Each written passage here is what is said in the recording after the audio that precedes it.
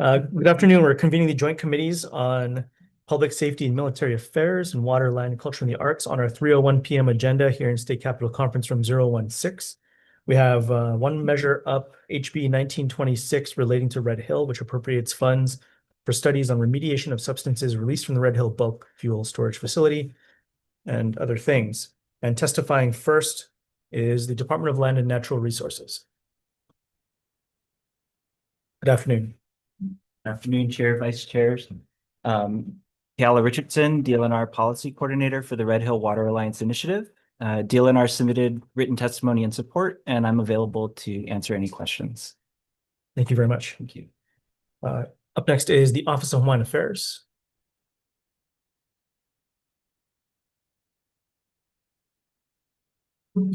Aloha mai kako, Emilo Borland with the Office of Hawaiian Affairs. We submitted written testimony in support. Just wanted to highlight from our comments that it has been over 5 years since the contamination at Red Hill. And so it's really crucial that the state of Hawaii upholds its constitutional duties to protect Wai, Malama Aina, and take care of our future generations. We also appreciate that while this bill does provide state funds for this cleanup, we appreciate that it highlights the need to seek reimbursement from the Department of Defense, who are ultimately responsible for this. Available for any questions. Mahalo nui. Thank you. Board of Water Supply.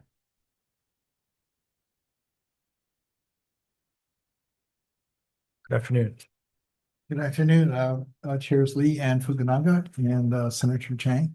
Board of Water Supply, Ernie Lau, we stand in strong support of this measure. I just want to make it clear, the Red Hill catastrophe is not over. Red Hill is not POW. The cleanup, remediation of the Aina and the Wai is the next steps, and it'll take generations. So this measure is really important to provide support for the effort. It's also very important to keep the community educated and engaged, even when in light of the fact that the military is actually trying to step back from engaging with the community. So mahalo nui. Aloha. Thank you. That's everyone who had signed up to testify on HB 1926. Is there anyone else wishing to testify in this measure? Seeing none. Are there any questions? Fair. Thank you. Maybe if we can ask Mr. Lau to return. You know, this has been going on for a very long time, and the funding that is being sought through this measure is one sort of small amount that has been identified in the House bill, roughly a little over 11 million. Can you provide a little bit of background on your agency's efforts to secure appropriate funding through the litigation that Board of Water Supply has also been pursuing? Yeah, I'd be glad to. Just what the chair is referring to is our lawsuit against the U.S. Navy under the Federal Tort Claims Act for about $1.21 billion. It's still in process. So I really it can't really comment too much about it, but we are still in the fight with the Navy to seek funding. It is good that the legislature supported the creation of a special fund and also using that as ability to seek for the state to seek federal funds and get it put into that special fund for the Red Hill situation. So the lawsuit's still ongoing, and we are committed for the long term. Okay, thank you very much. Thank you. Any further questions? Seeing none. Thank you very much. That's the only bill in the agenda. You stand in committee? Okay, yeah. We're gonna recess, and we'll see if we can get quorum on this. So we'll, worst case, defer decision making till later on, but we'll give it some time. So we'll go into recess.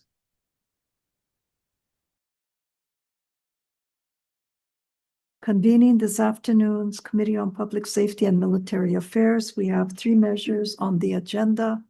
And we would like to start with House Bill 2279, House Draft 1, relating to expungement orders. There's quite a bit of testimony on the 3rd bill on today's agenda, so I'll be calling out those testifiers on House Bill 2279, which amends the expungement orders law to reflect that a person who is arrested or charged with a crime but convicted of a violation is eligible for an expungement of their arrest record for that incident.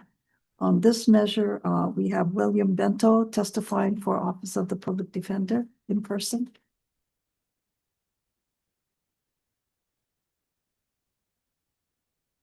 Good afternoon, Chair, Good Vice Chair, members of the committee. My name is William Bentham, and I'm representing the Office of the Public Defender. We do strongly support this measure for several reasons, which we've outlined in our written testimony. I won't go over all of them, but I just want to point out that it's important for the HRS to reflect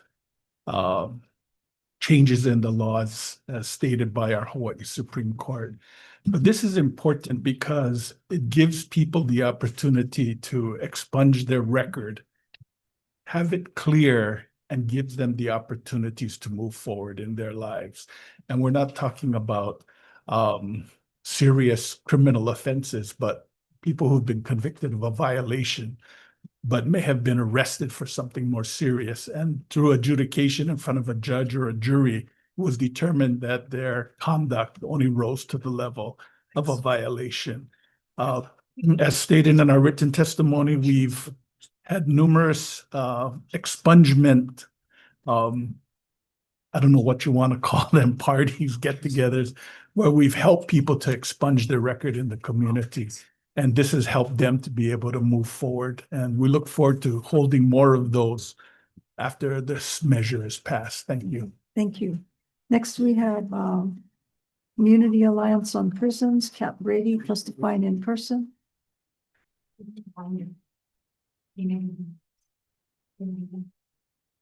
Good afternoon, Senators. Kat Brady testifying on behalf of Community Alliance on Prisons. You know, as the bill states, the expungement of a record when an arrest happens, but it led to a violation rather than a crime, we should be able to expunge these records because they're not crimes, but it does, having that record does impede people's ability to re-enter the community. So thank you so much for hearing this bill. Okay, thank you very much.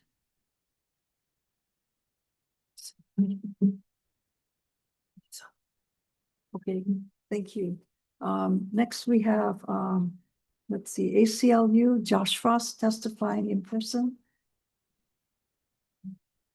Good afternoon. Good afternoon, Chair, Vice Chair, committee members. My name is Josh Frost. I'm the policy advocate at the ACLU of Hawaii. We stand in support of HB 2279. You have our testimony, so I'm just going to highlight a couple things. Research shows that criminal records can have long-lasting and wide-ranging effects on community members. This bill would help alleviate that. Here in Hawaii,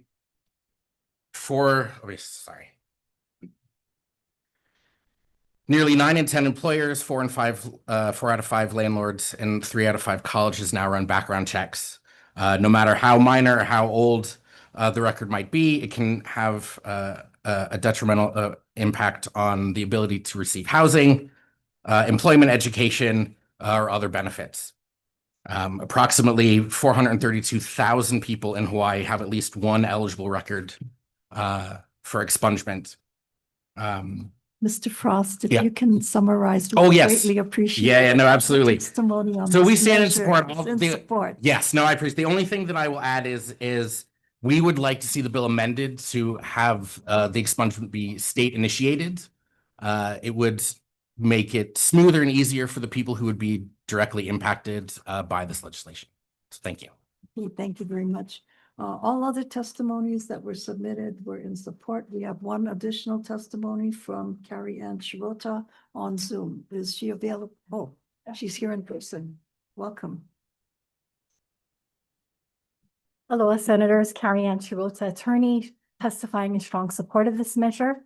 You've heard that over the last few years, there have been a number of expungement clinics helping people to clear records. This is one step towards that by broadening the eligibility for clearance of records. So this codifies the Hawaii Supreme Court decision. And I just want to remind everyone that the Clean Slate Task Force, which was introduced by Senator Lee, is currently working. And while we support this measure, we want to do more. And by having a robust clean slate law that aligns with best practices to allow for more people to get this record clearance. We often hear about housing and job opportunities, but I've known a number of individuals who have changed their lives after being incarcerated, who then want to be engaged with their children's lives. They want to volunteer to be coaches or to even chaperone their kids, and because of past records, they're unable to. So these impacts are not just on the individual, but entire families, and we ask that you pass this measure. Thank you. Thank you very much. Is there anyone else who would like to testify on House Bill 2279? If not, we will turn to next measure. Sure. Okay, we're going to take a brief recess.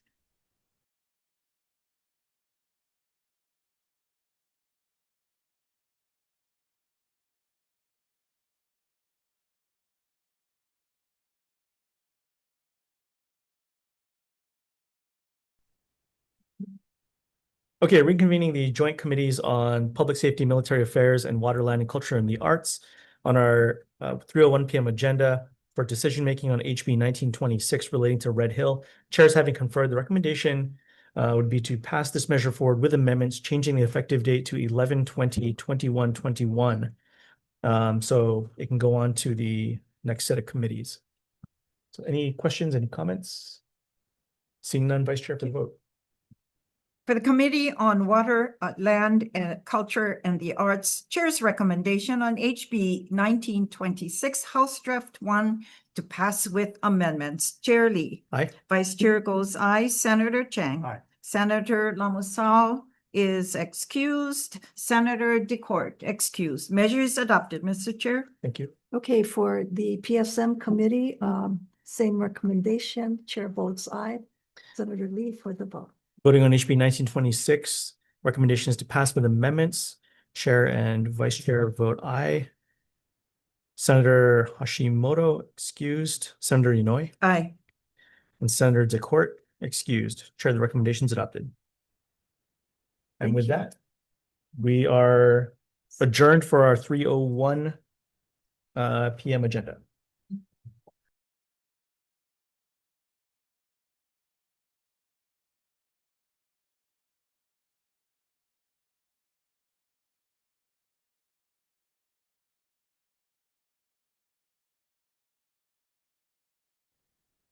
Returning to the 3:02 p.m. PSM committee agenda, House Bill 2289, House Draft 1, relating to the expenditure ceiling on the automated victim information and notification system special fund.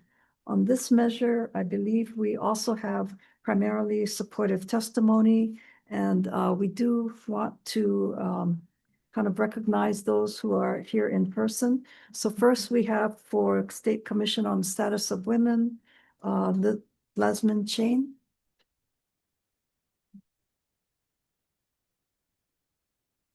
Good afternoon. Oh, good afternoon. Yasmin Chaney with the Commission on the Status of Women.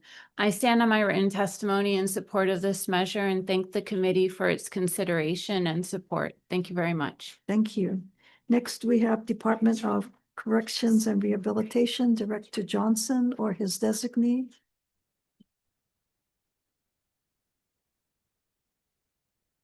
Good afternoon, members of the committee. I'm Tani Didasco with Department of Corrections and Rehabilitation's Victim Notification Services Office, and we stand on our written testimony in support.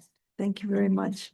Next, we have Keldon Walton testifying for County of Hawaii, Office of the Prosecuting Attorney on Zoom. Go ahead, Mr. Walton. Hello, Chair Fukunaga, Vice Chair Lee, committee members, Hawaii County Prosecutor Keldon Waldron. We stand in strong support of this bill. This bill removes the expenditure ceiling. Without this increase, SAVIN funding will be significantly impacted. We submit on our written input and we're available to answer any questions you have. Mahalo.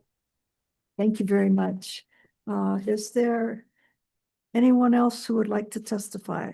Oh, excuse me, we have one late testimony from Dennis Dunn, also on Zoom. Please go ahead, Mr. Dunn.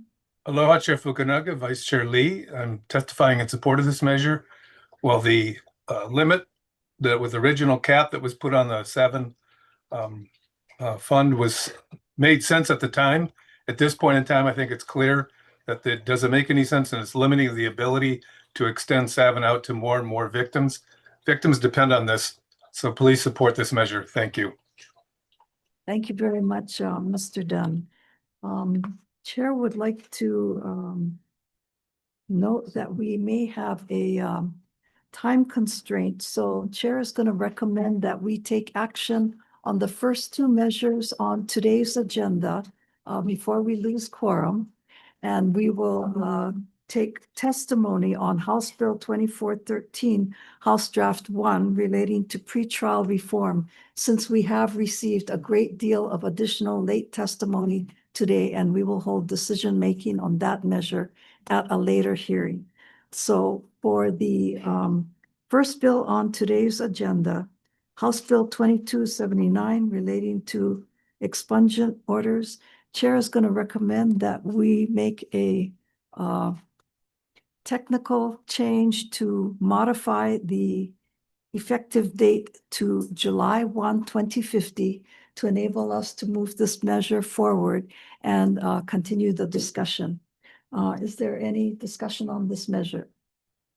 If not, Chair's recommendation is that we pass House Bill 2279, House Draft 1 with amendments. Thank you. Voting on HB 2279, recommendation to pass with amendments. Chair Fukunaga. Aye. Vice Chair votes aye. Senator Hashimoto excused. Senator Inouye. Aye. And Senator Zakor excused. The recommendation is adopted. Thank you. On House Bill 2289, House Draft 1, relating to the expenditure ceiling on the Automated Victim Information and Notification System Special Fund, recommendation is also to modify the effective date, which is already defective, and to insert July 1, 2050 as the new defective date. This will allow us to continue discussions on this measure as we move it on to the next committee. Any questions? If not, Vice Chair Lee for the vote. Voting on HB 2289, recommendation is to pass with amendments, noting excused absences of Senators Hashimoto and DeCourt. Are there any reservations or no's? Seeing none, the recommendation is adopted. Okay, thank you very much. Returning to the agenda, House Bill 2413, House Draft 1 relating to pretrial reform. Chair will note that we did receive a large number of testimonies, 85 in support, 37 in opposition, and we would like to proceed through some of the testimonies at this point, and I certainly have a lot of questions. So with that, let's get started with Office of the Public Defender, Mr. Bento in person. And good afternoon once again, Chair and Vice Chair, members of the committee. Again, my name is William Bento, and I represent the Office of the Public Defender. We're in strong support of this measure for the simple reason that for the very first time, a person who appears in court and charged with a nonviolent offense up to a Class C felony, the default will be for release, not the other way around. And this is important because if you have money, regardless of what the bail is said, you can post it and get out of custody. And that puts you in a much better position as you move forward with your criminal case. This is really a bill for those that do not have the means to post bail and to get out when they merely are accused of an offense. They've not been convicted of anything. But I want to point out that the bill is, as written, is not an automatic. First of all, a person gets arrested, the police department or other law enforcement agencies have the right to set bail, and they have their own bail schedule, and they can set bail in the amount that they feel is fair and proper. This is really a bill for a judge who at arraignment or at the first appearance would be required to release under certain limited circumstances. But I just want to also point out that if the court feels that this person is a danger to any individual or to the community in general, the judge does not have to follow and release. So, and there are safety measures built into this measure. But for those who are charged with most of the nonviolent offenses, there's no need for them to remain in custody, sometimes for months and months and months while they're waiting just for their trial. And so that's why we're in strong support of this measure. Thank you. And I'm available for questions. Thank you very much, Mr. Bento. Next, we have Kristen Johnson testifying for Hawaii Correctional System Oversight Commission. Testimony and support has been provided. Department of the Attorney General, Michelle Poo or her designee. Good afternoon. Afternoon. Afternoon, Chair, Vice Chair, Senator Inouye, Deputy Attorney General Mark Tom for the department. First off, I just want to let the committee know I apologize on behalf of our department for the late testimony on this on House Bill 2413. With that said, department respectfully submits testimony in opposition of House Bill 2413 HD1. Very specifically, when looking at this issue that we're dealing with in 2413, it's not like nothing has been done in regards to bail. In 2024, the legislature created essentially the Penal Code Review Committee for 2025, and a report was done. There was a specific subcommittee that dealt with Chapter 804, which this bill is dealing with. And that subcommittee reviewed it. It was made up of, among others, the public defenders, the judiciary, prosecutors, attorney generals, legislators. And with all those stakeholders involved, there were 2 amendments that were suggested and recommended out of this Penal Code Review Committee. And with those, they were placed currently in Senate Bill 2721. And that currently is still moving. So these recommendations for Chapter 804 is not the broad stroking amendments that this bill does. And to allow the department just believes that allowing the Penal Code Review Committee and the recommendations to work itself through as that bill hopefully will pass would be the more ideal situation, allowing more time as well to collect data or to assess the data from 2019 from Act 174, which I don't believe there has been a clear assessment of the data that was collected, would be very key to understanding what actually needs to be changed in our bail system. Additionally, the bill does not account for other situations that are not addressed. There are enumerated offenses that are exceptions, but it can't account for every situation. I will be here for any questions. Thank you. Thank you. Chief Warren, testifying for the Police Department.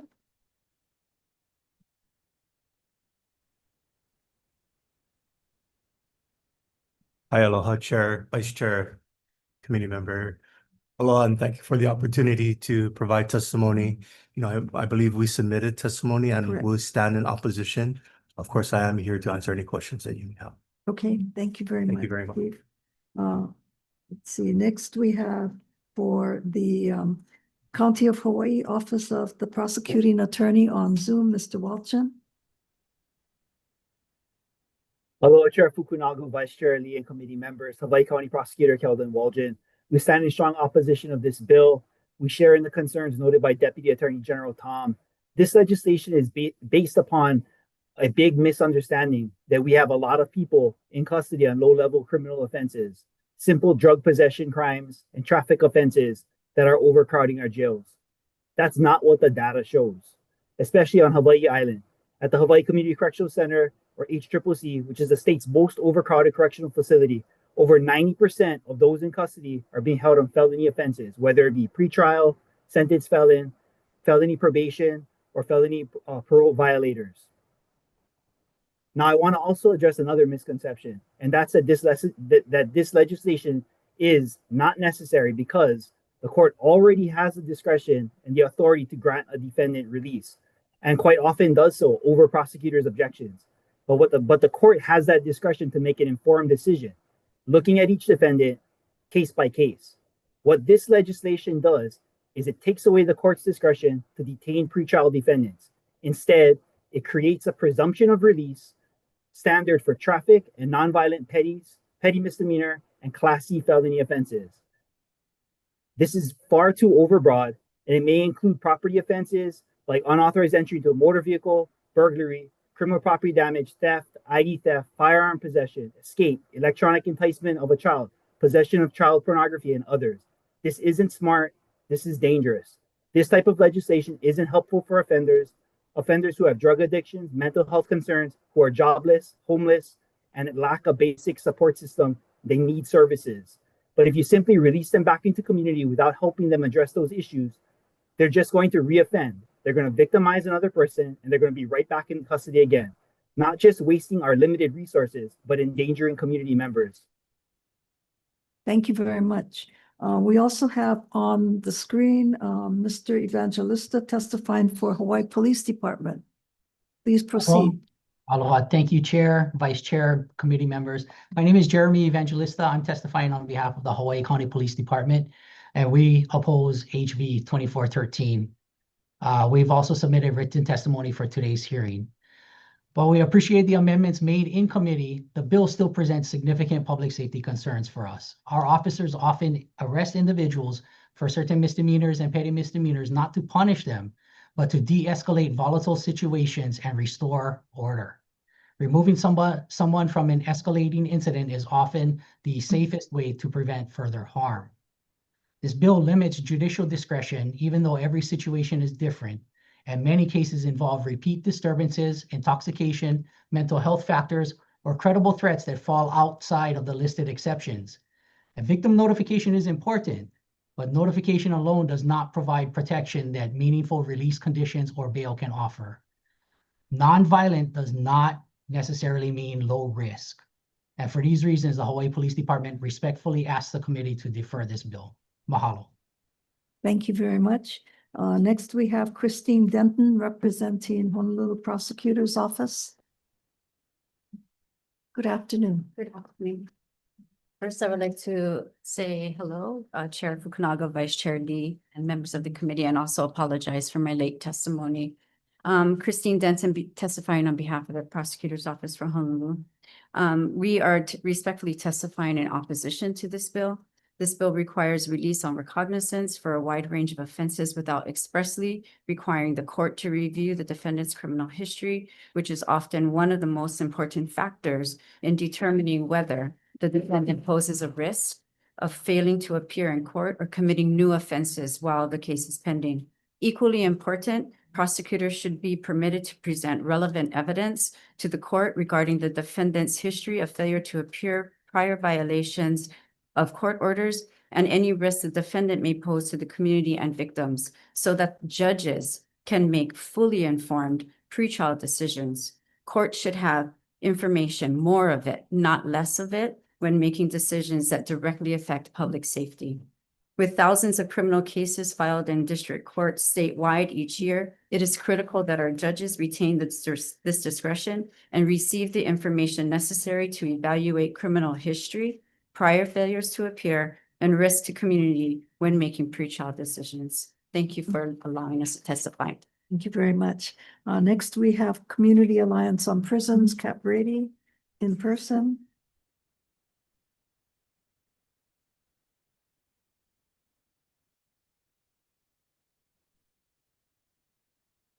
Hello again, committee. Pat Brady. We support this measure. We don't like everything in it, but we support a lot of it because the Constitution says people are innocent until they're proven guilty. And when people have not even gone to have a hearing, to condemn them just seems unreasonable. Also, crime has been decreasing in just about all categories, according to national studies, the FBI, from think tanks. So we know that crime is decreasing. Our jails are so overcrowded. HCCC is at like 126.5% over their occupational capacity. And OCCC is right up there with 95% capacity. And, you know, they need to have more space for people who might get arrested. So that's not a good thing. One of the things in the JHA hearing that came across really loud and clear is victim notification. And this bill includes that a victim should be notified at all stages of pretrial. So I just want to enforce that vengeance isn't justice. We need to do a better job identifying what's contributing to crime and what we can do as a community to actually provide the services that are needed so that people don't commit crimes of desperation. Thank you. Thank you very much. Next, we have Chris Caulfield testifying for Imo Alliance in person. Good afternoon. Chair, Vice Chair.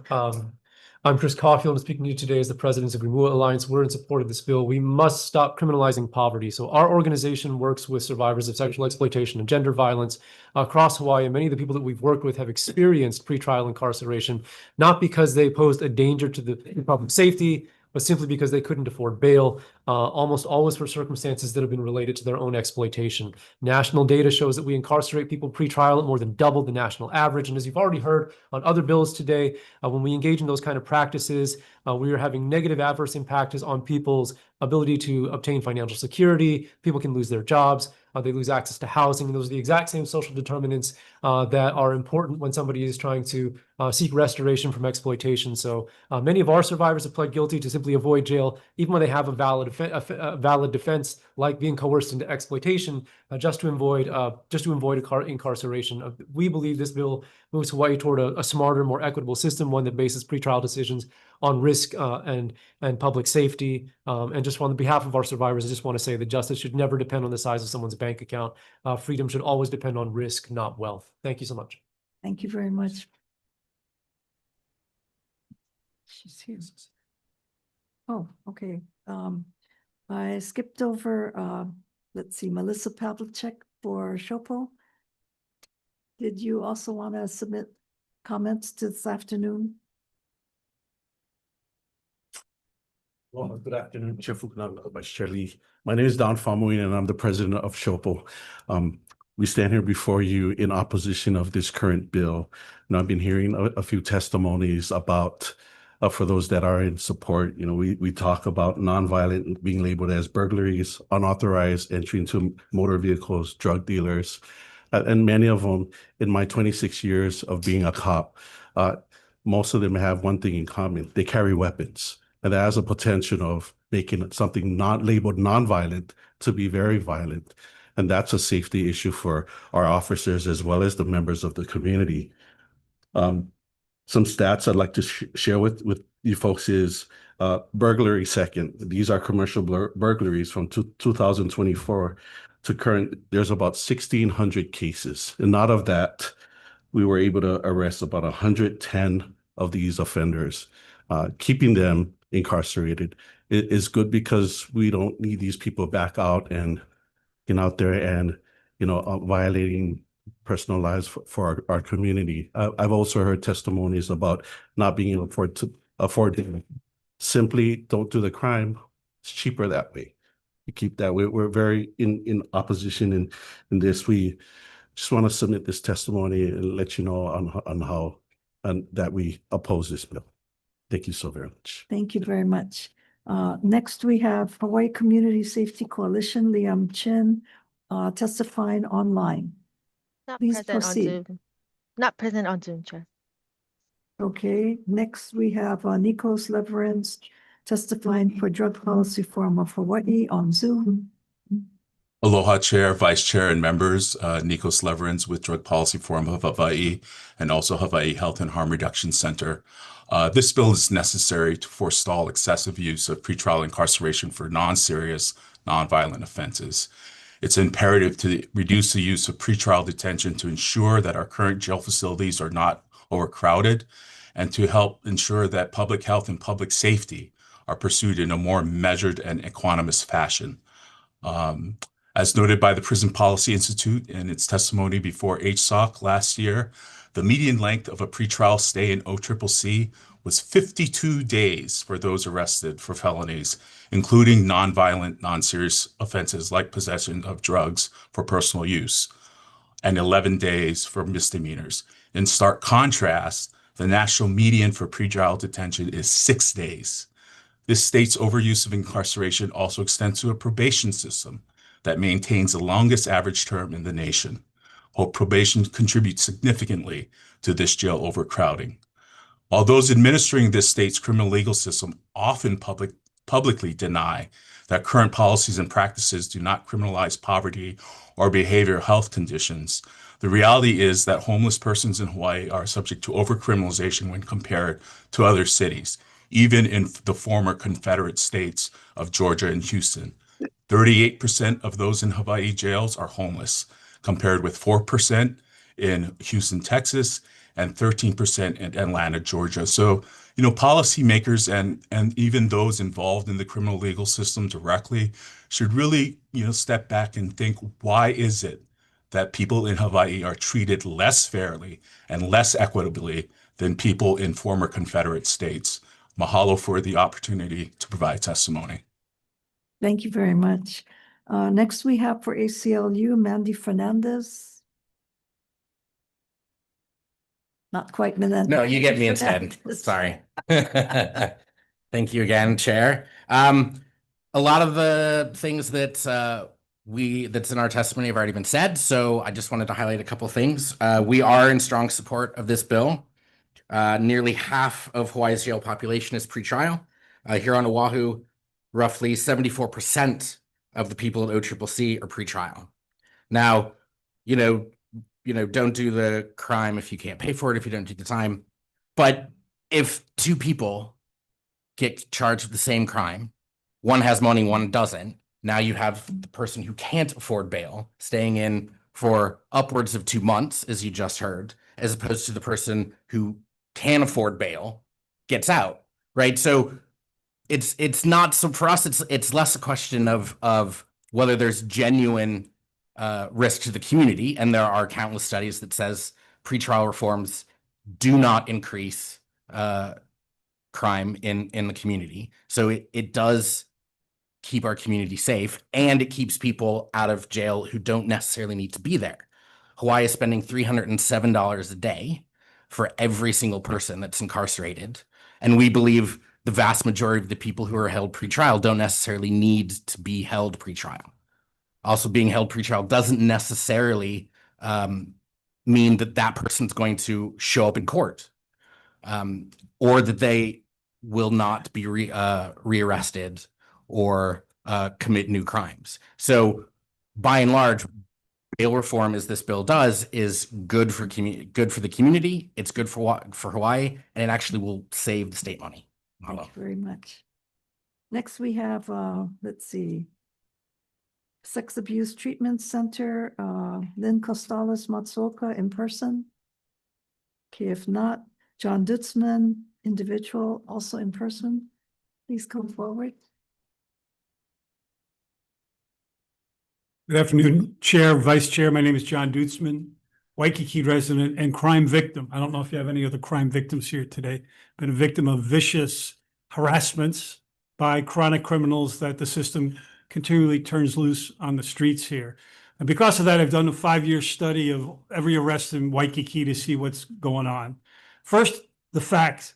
As been said before, judges have the discretion to release almost everybody without bail if they believe they're going to return to court. And most judges do that. On occasion, a judge here and there will release somebody with a horrific criminal record. We just had a guy in Waikiki who was arrested for one of these non-violent Class C felonies. He had 300 prior arrests. He had 78 convictions. He had dozens of failures to appear in court. He was a registered sex offender, but the judge said, well, it's a non-violent felony. Let's let him go. A couple of days later, he attacked a cop. He bit a cop, and now he's in jail again. One thing you guys are going into this bill with is complete lack of information on the failure to appear rate. How many of these people who are released on their own recognizances actually don't show up? Well, I did my own research. Of course, it's just Waikiki, a 2-year study. 73% of the people do not return to court. And what does that mean? Well, the police have to go out and try to catch them again on a warrant. And after a 2-year study, 30% of the people still have outstanding warrants. And each arrest, by the way, costs $1,900 per arrest per HPD. So talk about saving money. No, that doesn't save money. It creates a vicious cycle. Another very important point, a crime does not have to be violent to be dangerous. Almost every crime has an element of danger. Shoplifting can be dangerous. Breaking into cars can be dangerous. Burglary can be dangerous. This thing about, oh, it has to be violent to be dangerous is wrong. In the Supreme Court, in a case called Jones versus United States, they said even shoplifting is dangerous. You're confusing violence and danger. Almost every crime is dangerous. And somebody who's been arrested 300 times, who's failed to appear in court dozens and dozens of times, they shouldn't be released into the community. It happens every day. Thank you. Thank you, Mr. Dutzman. Let's see. Our remaining pages of testimony, we have Carrie Ann Shirota testifying on Zoom as an individual. Oh, I'm sorry. She's here in person. Yes. Hello, Senators. Carrie Ann Shirota, attorney, testifying in support of this measure. For a number of years, literally decades, we've talked about reforming our pretrial system. This bill, while not perfect, and to be clear, I support cash bail elimination, which is more aligned with New Jersey and with Illinois. This moves closer to the federal system in a number of ways. There still need things to be done from the pretrial task force, which comprise, as we heard, police, prosecutors, AGs, and everyone. There's a list of like 23 recommendations, most of which were never implemented, which include collaboration from a number of stakeholders in this room. So we have people coming together, looking at best practices throughout the United States. We come up with these task force reports and recommendations, and then typically we don't implement them. One of the reforms that came from the past was to have unsecured bail. In every jurisdiction in Hawaii, it has never been used, not once. And so we need to look at other jurisdictions. New Jersey, which has major changes in their pretrial system, their champion advocate is Chief Justice Suit Rabiner, their Supreme Court justice, who is a former federal prosecutor, who goes around to talk about how the changes to their system is more fundamentally fair, that it's no longer just based upon who has wealth and who does not. In our current system today, someone could be charged with Class A or Class B, murder in the second degree, and if they have money, they can post bail. And there have been cases here. We have police officers who have been arrested for family abuse of household member. They typically have money, and so they post bail. And so do we have a fair system, or is this based upon wealth inequality? If you look at the data from Harris County, Texas, Indiana, New York, a number of jurisdictions that have been studied by Harvard and other law universities, they've looked at successful data outcomes. And I know my time is short, but please just keep in mind, all the money that we're spending in incarceration, we're not getting cost savings. We're not saying just let people out free. The money that we save from releasing people through data-driven policies can be used for other services to help people to be successful. Thank you very much. Thank you, Senator. Okay, next we have Christine Andrews online on Zoom. Not present on Zoom, Chair. Thank you. Next, Dennis Dunn, individual online on Zoom. Good afternoon again, Chair Fukunaga and Chair Lee. Vice Chair Lee, I'm testifying in strong opposition to this measure. Let me begin by saying I'm in strong opposition in part because this bill begins with the presumption that our judges are not doing their job, that they're not properly applying the law, and that individuals who deserve to be released are not being released. I worked for over a year on the Penal Code Review Committee with judges from across the state, and I can tell you that is not the case. You yourselves know these judges because you've confirmed all of them. So you know these are individuals that we should be trusting. I don't always agree with them, but in many instances, I think that they're taking the facts, backgrounds of a case, and an individual's criminal history into account. That takes me to the point of victim safety.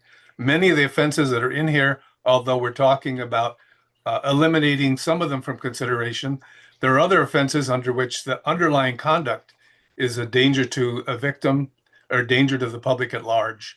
And we need to have that considered. Secondly, there is inadequate time and resources for risk assessment. This bill imposes accelerated timelines that make meaningful risk assessment unrealistic. The Intake Service Center is already struggling to meet existing bill report timelines. A further compressed process invites tragic outcomes. And finally, the victim notification provisions here are great, except for the victim should be notified prior to the release and to get information from them that might affect the judge's decision, not just afterwards. And furthermore, the kind of notification contemplated here goes far beyond the requirements of the current law, which would require substantial increase in resources for the victim assistance programs in the prosecutor's office, and there is no appropriation attached to this bill. So in summation, I think there's concerns about public safety here. There's concerns about it properly considering victims. And I think the victim notification part is just plain not workable. Thank you very much for your time. Mahalo. Thank you, Mr. Dunn. Next, we have Ilima DeCosta on Zoom. Not Is present Ilima- on Zoom, Chair. Okay, thank you. Is there anyone else here who would like to testify on this measure? If not, members, any questions for our prior testifiers? Not, Chair would like to recall Chief Danik as well as the representative from Shopo President. You know, a lot of the discussion today has been about whether or not the jails are overcrowded. And I know it's not really fair to ask HPD or Shopo, you know, what your statistics look like, but I would really be interested in seeing what kind of statistics your department retains, and for Shopo, what kinds of statistics and data you have that show that the jails are not overcrowded and that the jails are necessary to keep people who may be hazardous or dangerous from assaulting other individuals. Yeah, so our holding cells are temporary holding cells, and we don't have an overcrowding issue. So this bill would not help us to unovercrowd our temporary holding cells. So by passing this bill, that would in no way actually help us to relieve any type of issues that we have in our holding cells.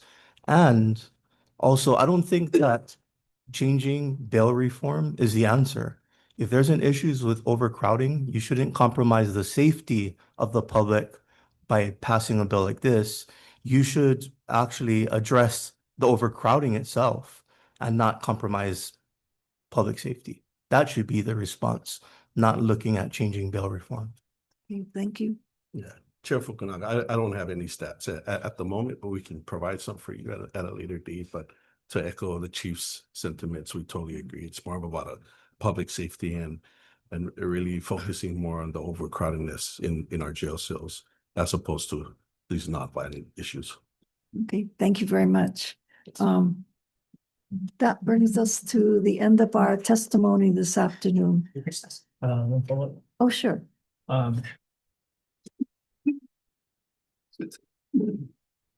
Ms. Shibota. Yes, thank you. Just on that point, on data, you said you referenced a number of different data points and Yes. states and things like that. Do you have that? Is that a broader list or something like that? I do have a list of resources at home. I have some of them I've embedded into the testimony, but I've noticed that no one has talked about the latest report that just came out from our own Criminal Justice Research Institute, I think within the past month. And so they're literally data points for pretrial population within every single circuit, from Oahu to Hawaii Island to Maui and Kauai. It gives the average amount of time people are incarcerated pretrial. It's far lengthier than some of what we're being heard today. And it even lists the amount of bail that people are being held for by the type of criminal offense. It breaks it down by petty, misdemeanor, felony class C, class B, and class A. And so I think when we're looking at public policy and good public policy, we need to look at this report, which just came out, and I just got a copy of it recently too. But for the other states, Senator, there's some literally studies of like 50 state scans of looking what's been done in other places. Some of them are being studied by third-party evaluators, and I can provide a list of those resources to this committee. That'd be helpful. Thank you. Thank We you would very really much. appreciate also a copy of that report if you can provide that to the Yes, I will provide. committee. Thank you very much. Thank you.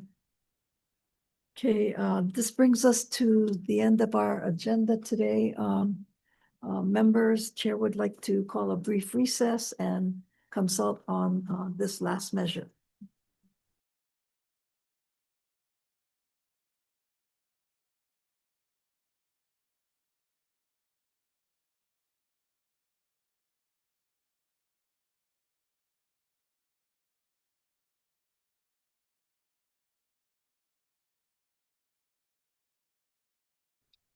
Thank you.